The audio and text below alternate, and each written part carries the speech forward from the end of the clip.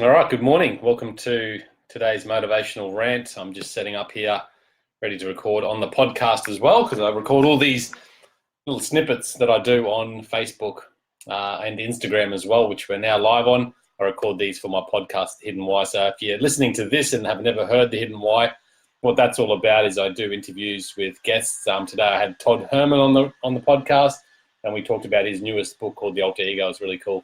But anyway, let's get into it. So let me just move that microphone a little bit closer. So welcome to today's motivational rant. Today is, again, another sleep hack. I've been talking about sleep all week this week. And look, I'm not the guru at sleep. I'm not the best person with sleep. If you really want to learn more about sleep and why it's so important, there's a great book by, I think his name is Matthew Walker or Michael Walker. I'm pretty sure it's Matthew Walker, and it's called Sleep. It's very insightful, all science-based, lots of information in there on why sleep is good, but it also teaches you, some of the healthy habits that we can get into to help improve the quality of our sleep, because the quality of our sleep affects the quality of our life, and I think it's really important and integral. I don't always get the best night's sleep, but certainly some of these sleep hacks that I'm not always consistent with have worked really well in the past, and still trying to be more and more consistent with these sleep hacks as well. So today is all about stimulation.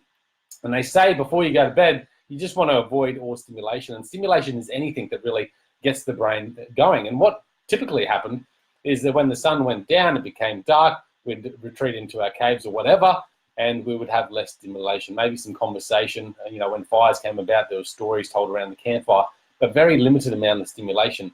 Certainly what you don't want to do is be watching screens, be on your iPhone, be watching movies, and things like that right before bed. And I'm certainly guilty of that. There's nothing more that I love than watching a drama or something on Netflix maybe, and then popping off to bed after that. I often fall asleep in front of those shows as well. So look, it's something that you need to avoid.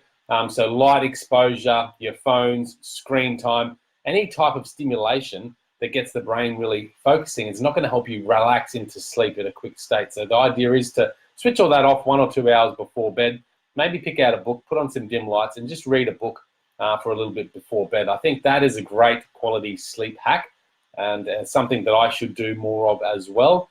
Certainly, trying to get into bed and reading that book is a great little habit to get into, because that avoids your stimulation. Some people say reading, certain non-fictional books might stimulate the mind and get you thinking.